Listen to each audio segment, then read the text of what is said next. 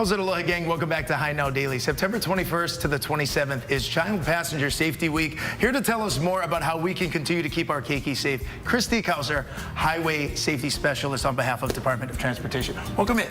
Thanks for having me. Yes, it is a national program where all week long we pay attention to the national child passenger safety. We end on the 27th on National Seat Check Saturday, where we have events across the island. We have on Oahu at Waipio from 10 to 1. We also have on the Big Island at the Emergency Call Center in Hilo from 9 to From 9 to noon. I see it right over there. Yeah, that's going to be at the Hawaii County Emergency Call Center parking lot. Yeah.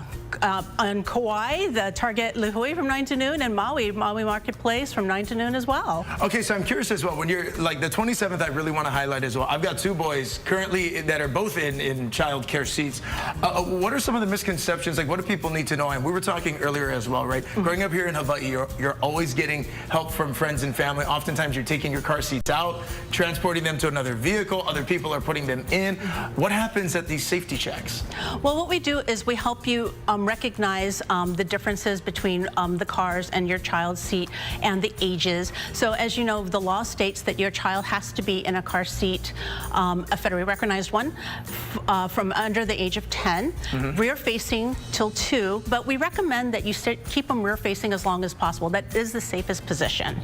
But if your child is 7 to 10 and they're over 4'9", they can have a regular seat belt, because the seat belt is supposed to sit here. The boosters and the car seats are meant to keep it off the neck. They're on the shoulders here. And it's the safest place to be on the child. Now, let me ask you this, and we're looking at some examples and some images right now and some of the child passenger safety tips and the seats that are available. Okay, so currently if someone's watching this, they have a kid in the car, maybe the seatbelt isn't sitting on the shoulder. It's maybe sitting kind of closer to the chin area over here. Is that a seat thing? Is it a navigation of the seat, or what do people need to? The whole seat got to get changed? No, not necessarily. Sometimes it's just a matter of what the child, the way they sit, the way the seat belt is sitting, the way the car is positioned. So that's why it's important to look at the car seat manual and the car itself and put the two together. And that's what these car seats are meant to do, is to help you sort of bridge the gap of the information to make sure that they're put in their seats properly. Yeah, and again, it's so important. And as we know now, there's so many different brands that are out there.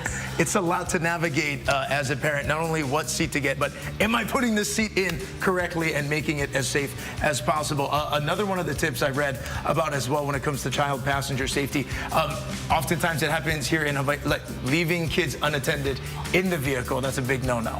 Oh gosh, don't, please, because the temperatures can rise in seconds, and you don't want that to happen, because, you know, they could die. You don't want that to happen. Even if you think you're just going in just for a moment, don't do it. Take your child with you, especially in Hawaii. It gets so hot so fast.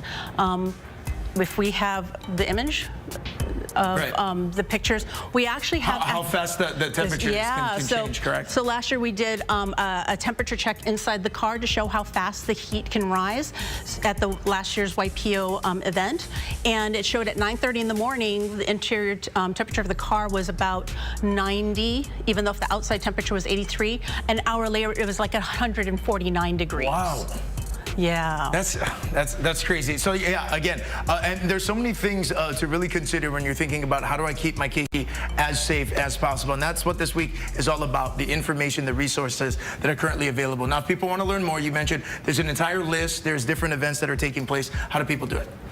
So you can go onto the Keiki Injury Prevention Coalition website, that's KIPSI Hawaii, or you can go on the DOT website, and I see that you have your barcode for that as well. Absolutely. Very important information. Christy, thank you so much for being here. Thank you so much. And again, it is September 21st to the 27th, Child Passenger Safety Week. Make sure you tune in and keep your keiki safe. Stay with us on High Now Daily. We got much more coming up after the break.